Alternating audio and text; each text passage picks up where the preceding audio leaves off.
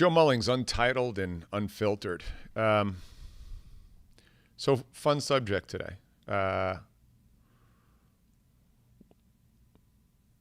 Stop looking for happiness. Start to look for fulfillment. Happiness is a crack pipe. You can't secure happiness. It's a fleeting moment. And so just stay with me here. Happiness comes and goes. It really does. And for those who have only lived upon happiness, it's either on or off. And then let me compare that to fulfillment. Fulfillment is a sense of being. Happiness is a moment. Fulfillment is like a keel that keeps you centered. Happiness is whichever way the wind is blowing, and it's easily knocked off course. And so, not just from, I'm not wordsmithing here. What I want you to think about is, I'll be happy when. Look at people who need to travel in order to be happier or find meaning. Listen, I'm all for travel. I think travel's cool.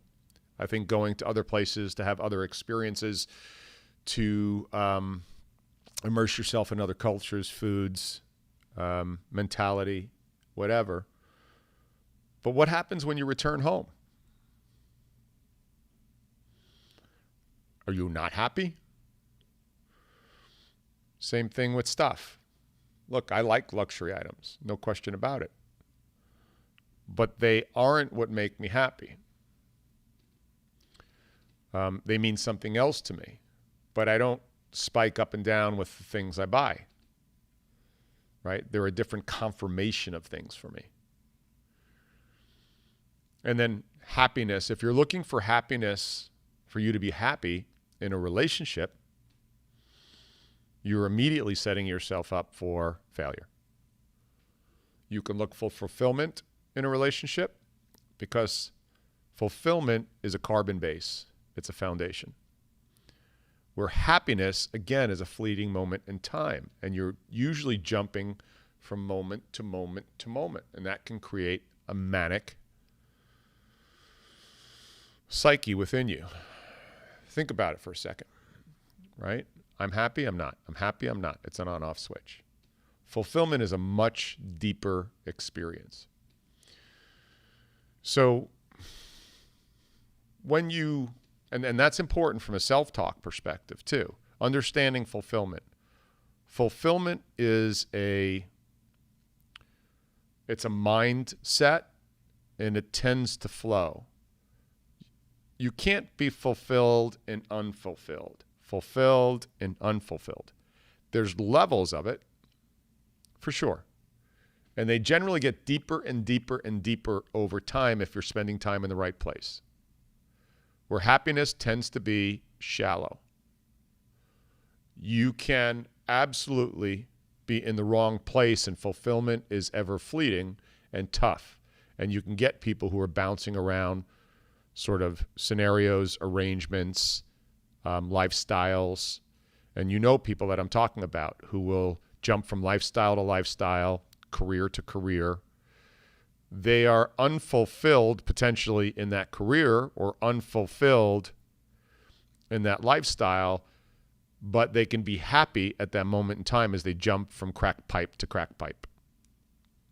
So I believe the pursuit of happiness is an addiction, and it's a dangerous one. And how do I define addiction? I define addiction on anything that you need more of in order to be satisfied and ends up being destructive to who you are as a person. So a little alcohol is fine as long as it doesn't put a relationship at risk. A little gambling is fine as long as you don't put a relationship at risk. It's when it gets over the edge that it becomes an issue. And the same thing with happiness. Happiness, you tend to jump and jump and jump and jump, and it always seems to be something you need to fill up all the time. Fulfillment, Fulfillment occurs with you and only you by yourself. You don't need anything else. You don't need anyone else. Can you enhance your life by travel? Absolutely. Can you enhance your life by buying things? Sure. Can you enhance your life by the relationships you're in? Absolutely. However, in order for you to be totally satiated, fulfillment is a critical component to having that steadiness. I was on a podcast yesterday, and we were chatting about work. And on the work side of things, I was explaining that I usually put in a 70, 80-hour week on the low side of things. And the people I was saying that to were like, oh, that's too bad. And I stopped for a second. I said, okay, let's pause a second here. Do you know who Lionel Messi is? Do you know who Ronaldo is? Great football players, soccer players, right? And when you watch them, you understand that they're working 70 or 80 hours a week at what they do. Fitness, skills, teamwork, practice, nutrition. It's a full-time job. 70, 80 hours a week. Never once have you heard a fan in the stands go, I wonder if they have a work-life balance. Or they would say, I would trade away my definition of a work-life balance to live their life. When you look at careers for some reason, other people's definition of work outside of sports, for some reason, they don't give that same respect to that commitment, to that sport. To me, work is a sport. To me, work fulfills me. It doesn't make me happy. Work does not make me happy, but it fulfills me. What makes me happy? Moments in time make me happy. Work-life balance doesn't make me happy.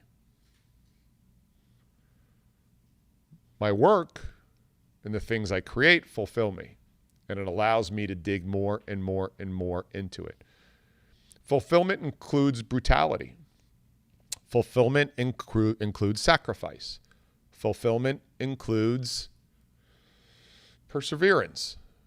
I don't think you would include any of those words aligned with the word happiness. Happiness and brutality, unless you're into S&M, does not live in the same sentence. Happiness and sacrifice do not live in the same sentence. And so you can see the depth of meaning and feeling on the difference between the two. And so when you think about what you're pursuing, it's cool to pursue happiness, but it can't be the keel of your ship in order to keep you steady in your relationships, in your career choices, in your work, and anything else you pursue. You've got to make sure that what you're pursuing is based in fulfillment. And fulfillment requires really, really difficult things because it's satiated in the sacrifice, in the perseverance, in the pain, in the brutality. All of those things are what create density to strength. Happiness has never made anybody strong. Fulfillment has. Happiness has never solved a problem. Fulfillment has. Happiness has never created power or wealth or infrastructure for other people and things. Fulfillment has. So as you make your life decisions and as you make your life choices, I want you to make sure you clearly differentiate the pursuit of the two. Happiness is a short-term hit on the crack pipe of life. But again, if it takes you to go on a vacation to be happy, that's an issue. That's like being in a bad marriage and figuring out a kid is going to save it. Work on the fulfillment side of things. And then the vacations, the happiness is cool there. but it's really going to be more of a level of fulfillment to you. And it'll mean more. You'll wire that back differently, and it'll allow you to put a layer on your fulfillment. Because once you understand fulfillment, happiness almost doesn't exist. And they may seem really weird to you. But the term happiness starts to put these layers on top of this wonderful word called fulfillment, which then adds density and strength during the most difficult times. And then you embrace the difficult, you embrace the sacrifice, you embrace the grind. So wire your brain, acknowledging the difference between the two. Don't chase happiness, chase fulfillment, pursue fulfillment.